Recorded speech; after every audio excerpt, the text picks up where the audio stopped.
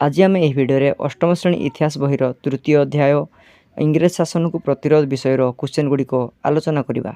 एक number T प्रत्येक प्रश्नर उत्तर प्राय 75 शब्द दियो। क नंबर टी राजा द्वितीय मुकुंद देव राजत्व प्रारंभिक अवस्था की समस्या देखागला। यार उत्तर टी एठार दिगला। यार गोटे स्क्रीनशॉट मारि नियो।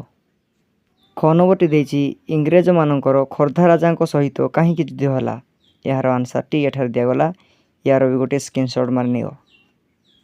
घ नंबर टी विप्लवी जयी राजगुरु को कहीं फांसी दिगला। यार आंसर टी एठार दिगला।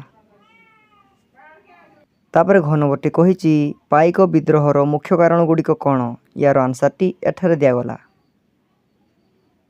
तापर ओ नंबर टी कही कंध विद्रोह रे दरा और चकरा विषयी भूमिकार एक बरणी प्रदान कर। यार आंसर टी एठार दिगला। तापर 4 नंबर टी कही भूया माने इंग्रेज मानक विरुद्ध रे कहीं विद्रोह कले। यार आंसर टी एठार दिगला। तापर 6 नंबर टी कही धरणी मेड़ी कौन यह कहीं सृष्टि है। यार आंसर टी एठार दिगला। तापर 2 नंबर टी कही कल्ह माने कहीं विद्रोह कले। यार आंसर टी एठार दिगला। तापर 6 नंबर टी कही सांताल विद्रोह किपरि अग्रगति कला। यार आंसर टी एठार दिगला। तापर 9 नंबर टी कही सिपाही विद्रोहर मुख्य कारण गुड़िक कौन। यार आंसर टी एठार दिगला। तापर 10 नंबर टी कही सिपाही विद्रोहर फलाफल कौन है। यार आंसर टी एठार दिगला। तापर 6 नंबर टी कही सुरेंद्र साय कहीं विद्रोह कले। यार आंसर टी एठार दिगला।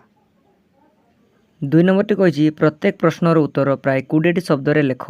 क नंबर टी कही शहीद जयी राजगुरु केबे और केउठारे जन्म ग्रहण करथिले। आंसर शहीद जयी राजगुरु 1739 मसीहा अक्टोबर 29 तारिख तथा पवित्र कार्तिक मास शुक्ल नवमी तिथि जन्मग्रहण करथिले। से पुरी निकटस्थ वीर हरेकृष्णपुर ग्राम रे जन्मग्रहण करथिले। ख नंबर टी कही राजा मुकुंददेव को केउठारे बंदी करागला और मुक्त करा जाई केउठारे रखागला। आंसर राजा मुकुंददेव को बंदी करी बारबाटी दुर्ग रे रखागला। ताकू परे मुक्त करा जाई जगन्नाथ मंदिर दायित्व रे पुरी रे रखागला। ग नंबर टी कही जगबंधुकर पूरा नाम कौन से कौन थिले। आंसर जगबंधुकर पूरा नाम थिला बक्सी जगबंधु विद्याधर भ्रमरवर राय महापात्र। बक्सी अर्थ सेनापति। से खोर्धा राजांकर सेनापति थिले। घ नंबर टी कही पाइक विद्रोह केउ केउ अंचल रे व्यापी थिला। आंसर पाइक विद्रोह पुरी जिला बाणपुर पिपिली और गोप अंचल को विस्तारित होइथिला। कटक जिलार झंकड़ और कुजंग पर्यंत यह व्यापी थिला। ओ नंबर टी कही किए किए कंध विद्रोहर नेतृत्व नहीं। आंसर 1835 मसीह दक्षिण ओडिशार घुमुसर रे कंध विद्रोह होइथिला। दरा विषय और चकरा विषय यही विद्रोहर नेतृत्व नहीं। 6 नंबर टी कही भूया विद्रोह केबे संगठित होइथिला और किए यार नेतृत्व नहीं। आंसर 1868 रे और 1898 रे भूया विद्रोह संगठित होइथिला। 1868 विद्रोह रे रत्ना नायक और 1898 विद्रोह रे धरणीधर भूया नेतृत्व नहीं। 6 नंबर टी कही किए किए सांताल विद्रोहर नेतृत्व नहीं। आंसर मयूरभंज राजा श्री रामचंद्र भंजदेवंकर मृत्यु पर 1917 मसीह सांताल विद्रोह आरंभ होइथिला। यार नेतृत्व नहीं सांताल नेता कंका माझी और कालिया महंतो। ज नंबर टी कही किए राजस्वत लोप नीति प्रवर्तन करथिले एथिरे की व्यवस्था थिला। आंसर भारतर गवर्नर जनरल लॉर्ड डेलाहाउसी राजस्वत लोप नीति प्रवर्तन करथिले। एही नीति अनुसार भारतर कौनसी अपुत्रिक राजा पोष्यपुत्र ग्रहण करिपारिबे नाही बोली व्यवस्था थिला। तापरे 6 नंबर टी कही एनफिल्ड बंधुकर व्यवहार को उभय हिंदू और मुसलमान माने कहीं विरोध कले। आंसर 1857 मसीह सिपाही मानकू जो एनफिल्ड बंधुक व्यवहार करने को पड़ूला से गुड़ी एक प्रकार खल रोला और सही खल गाई और घुषुरीर चर्बी लेप दि जाइछि बोली प्रचारित होइथिला। बंधुकर व्यवहार पूर्वर सही खल को सिपाही मानकू दांतरे छिड़ाइबा पड़ूला। उभय हिंदू और मुसलमान माने सेमानकर धर्म रे अजथा हस्तक्षेप मन करी एहार विरोध करथिले। तापर 9 नंबर टी कही मंगल पांडे को कहीं मृत्युदंड दिगला। आंसर मंगल पांडे को एनफिल्ड बंधुक व्यवहार करने को इंग्रेज ऑफिसर बाध्य करिबारु से रागी जाई सही बंधुकरे इंग्रेज ऑफिसर को हत्या करथिले।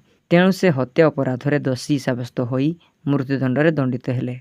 तापर 2 नंबर टी कही रानी विक्टोरिया केउठारे घोषणापत्र पाठ करथिले। आंसर 1858 मसीह ଇଷ୍ଟ ଇଣ୍ଡିଆ କମ୍ପାନୀ ହାତରୁ ବ୍ରିଟିଶ ସରକାର ଶାସନ କ୍ଷମତା ହାତକୁ ନେଲେ।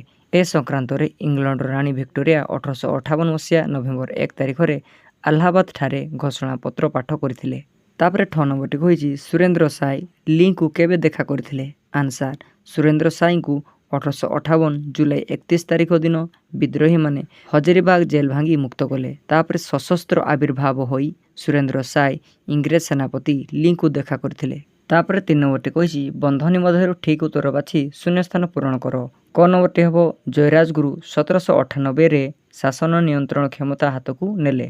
ତାପରେ ଖ ନମ୍ବରଟି ହେବ ବିଦ୍ରୋହୀମାନେ ହଜାରିବାଗ ଜେଲ୍ ଭାଙ୍ଗିଦେବା ଫଳରେ ସୁରେନ୍ଦ୍ର ସାଏ ମୁକ୍ତ ହୋଇଗଲେ। ତାପରେ ଗ ନମ୍ବରଟି ହେବ 1817ରେ ପାଇକ ବିଦ୍ରୋହ ସଂଗଠିତ ହୋଇଥିଲା। ତାପରେ ଘ ନମ୍ବରଟି ହେବ ଚକରା ବିଷୟୀକୁ ଧରାଇ ଦେଲେ 3000 ଟଙ୍କା ପୁରସ୍କାର ଡେଲାହାଉସି ଘୋଷଣା କରିଥିଲେ। ତାପରେ ନମ୍ବର 4ଟି କହିଛି ରେଖାଙ୍କିତ ଅଂଶ ପରିବର୍ତ୍ତନ ନ କରି ଭ୍ରମ ସଂଶୋଧନ କର।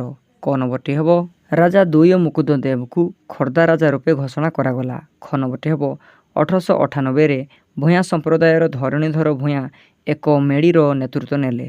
ଗ ନମ୍ବରଟି ହେବ ସାନ୍ତାଳ ବିଦ୍ରୋହ 1917ରେ ହୋଇଥିଲା। ଘ ନମ୍ବରଟି ହେବ ତାନ୍ତିଆ ତୋପେ ନାନା ସାହେବଙ୍କ ମନ୍ତ୍ରୀ ଥିଲେ।